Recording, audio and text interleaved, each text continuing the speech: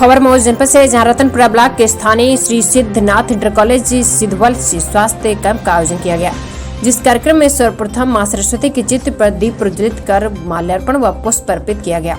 मुख्य अतिथि व विशिष्ट अतिथि के द्वारा यह कार्य किया गया। मुख्य अतिथि राघवेंद्र बहादुर सिंह मुन्न, प्रबंधक सिद्धनाथ इंटर कॉलेज। विशिष्ट अतिथि राकेश सिंह, प्रधानाचार्य नेहरू इंटर कॉलेज रहे।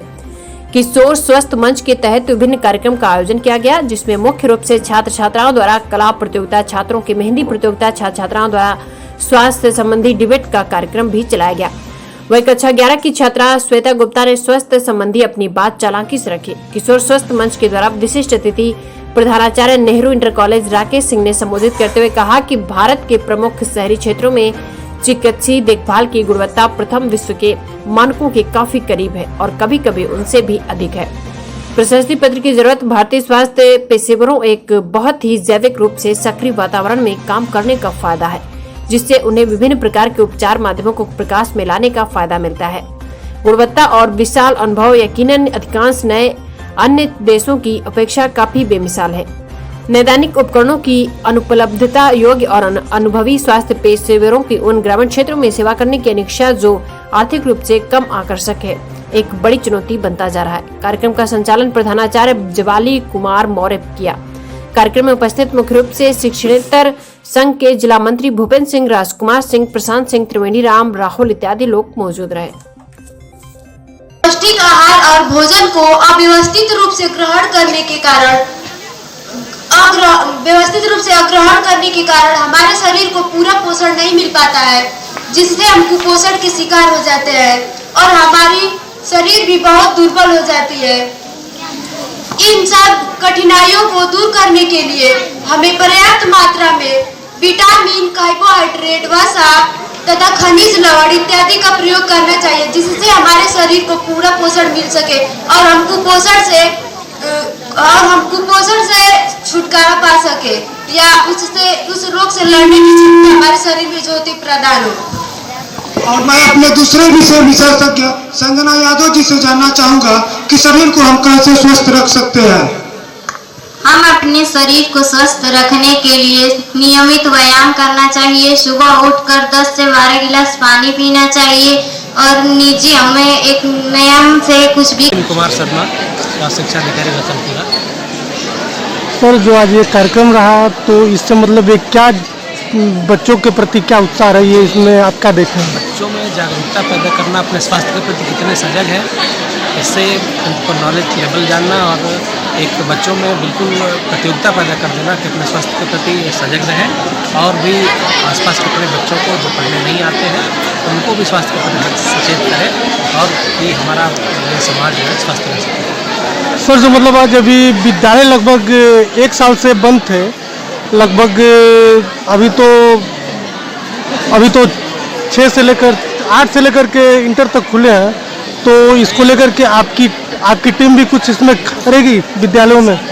विद्यालयों में हम लोग को इसमें ऐसा है कि जो SOP जारी है भारत सरकार की तरफ से, 2 गज दूरी और मास्क जरूरी, ये सब चीज़ों का पालन करते हुए विद्यालयों को खोला गया है। बच्चे इन सबका पालन करते हुए, अभी कोविड गया नहीं है तो जो उसके प्रोटोकॉल से उसको फॉलो करते हुए अध्ययन अध्यापन चलना है। सर आज आपने तो खुद ही लगाया मास्क, तो इसको लेकर के आपका क्या कहना है? पानी पी रहे हैं।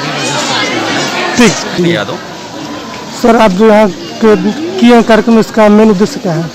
इसमें बच्चों के जो है एक किशोर स्वास्थ्य मंच के माध्यम से जो है एक बच्चों के बीच में एक कार्यक्रम है, इनके अंदर जागरूकता पैदा करने के लिए हम इनसे जो है रंगोली बनवाना, चार्ट प्रतियोगिता और बाकी इनके अंदर क्या भावनाएं हैं किशोर स्वास्थ्य मंच के प्रति या स्वास्थ्य के उनके बातों को जानना और स्वास्थ्य संबंधी चीज़ों को जो है इनको हमको जागरूक करना, बताना है। सर, मतलब जो है जो किशोर मंच है कि इसका ना किया जाता है तो कहाँ से किया जाता है, इसका जो भी है ऑर्गेनाइज? ये जो किशोर स्वास्थ्य मंच है, ये RBS के टीम, जो एक RKS के टीम भी है भारत सरकार के राष्ट्रीय किशोर स्वास्थ्य कार्यक्रम के अंतर्गत जो है किशोर स्वास्थ्य मंच का आयोजन किया गया है। ये भारत सरकार का प्रोग्राम है और इसके तहत हमारी RBS के और RKS की टीम जो स्कूलों में जाके बच्चों के स्वास्थ्य का परीक्षण करके उनके जो भी अगर कोई बीमारी निकलती है तो उसको हायर सेंटर हम रेफर करेंगे और उसका इलाज मुफ्त है। सर इसका क्या जाएगा संदेश, क्या जाएगा हमारे समाज में और छात्राओं में?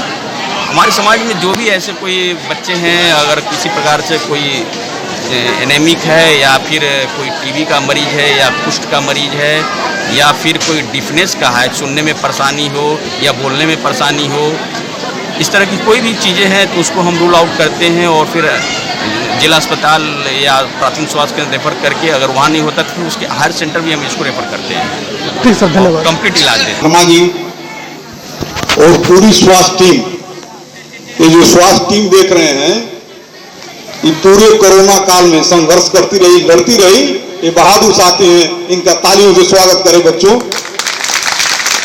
विद्यार्थियों, ये पूरा देश सो रहा था, इस कोरोना में कोई दिखाई नहीं दे रहा था। यही स्वास्थ्य टीम घर घर जाके सबका परीक्षण करती थी और सबको दवा देती थी और सबको जीवन से संघर्ष करने की प्रेरणा देती थी। ये जो स्वास्थ्य टीम हमारी बहुत बहादुर, जिस तरह से मिलिट्री की सेना बॉर्डर पर लड़ रही थी, उसी तरह से ये स्वास्थ्य टीम हम लोगों के बीच रह के हम लोगों के स्वास्थ्य के लिए लड़ रही थी। विद्यार्थियों, अभी जो ये स्वास्थ्य के लिए आपकी व्यवस्था की गई है, बताया गया है, स्वास्थ्य सबके लिए बहुत आवश्यक है। इसकी स्वस्थ रहना, जो गीत के माध्यम से बच्चों ने प्रस्तुत किया है, पोषण के लिए कहा है, वो पोषक तत्व यदि जिसको नहीं मिल रहा है, कुपोषण के शिकार जो हो रहे हैं, अधिक खाना ही केवल नहीं है, वो भी कुपोषित है, वो भी कुपोषण के शिकार है। आपको संतुलित डाइट, जो एक डाइट बनाया गया है कि वो संतुलित डाइट आपको मिलना चाहिए, वो सारे लोगों के लिए आवश्यक है। सरकार इसकी तरफ हमेशा आपका ध्यान आकर्षित कर रही है, आपको बता रही है। उसी के तहत ये सरकारी लोग हैं, विद्यार्थियों और आदमी प्रबंधक यह कहने में मुझे कोई संकोच नहीं है, जो पूरे देश के अंदर एक फैशन सा चल गया था कि हम प्राइवेट में दवाई कराएंगे, हम बड़े बड़े अस्पतालों में जाएंगे, लेकिन जब कोरोना की स्थिति आई तो कोई भी प्राइवेट डॉक्टर आपको देखने के लिए तैयार नहीं था। यही सरकारी लोग, यही सरकारी व्यवस्था के लोग आपके लिए लड़ रहे थे। और सरकार, मुझे कहने में कोई संकोच नहीं है कि इन सरकारी व्यवस्थाओं को तोड़ने की कोशिश कर रही है, चाहे वो सरकारी स्कूल हो, चाहे माध्यमिक स्कूल हो, चाहे सरकारी डॉक्टर हो। इनको जितनी सुविधा मिलनी चाहिए ये सरकार देना नहीं चाहती है। आवश्यक कर्मचारियों के लिए ये सरकार कुछ कर नहीं रही। मित्रों, यह कहने में मुझे कोई संकोच नहीं है कि विभिन्न तरह के फिट इंडिया और व्यायाम के लिए आपको तमाम व्यवस्थाएं दी गई हैं कि आपको व्यायाम करना चाहिए, योगा करना चाहिए, संतुलित भोजन लेना चाहिए। भारत देश में यह बहुत पुरानी परंपरा है, पुरानी व्यवस्था है। उस परंपरा के तहत हम अपनी पुरानी चीजों को याद रखें। रामदेव जी ने कोई नई बात नहीं बताया आपको। जब उन्होंने जो आसन बताए वो हमारे यहाँ भारत के अंदर बहुत लंबे पिछले पुरातन समय से सारी चीजें, व्यायाम, योगा सब चल रहा है। ऋषि महर्षि जो हजारों साल जीवित थे वो इसी की देन थे। तो आज भी भारत का स्वास्थ्य व्यवस्था, मिशन व्यवस्था और आसन, ये सब दुनिया के अंदर एक प्रेरणा बन गए। पूरी दुनिया के अंदर जब पूरी दुनिया कोरोना से लड़ रही थी तो भारत का आसन ही पूरी दुनिया को प्रेरणा दे रहा था, जीने की कला दे रहा था। इसलिए विद्यार्थियों, इसको जीवित रखो और इसको आगे बढ़ाओ। बहुत बहुत धन्यवाद। जय हिंद।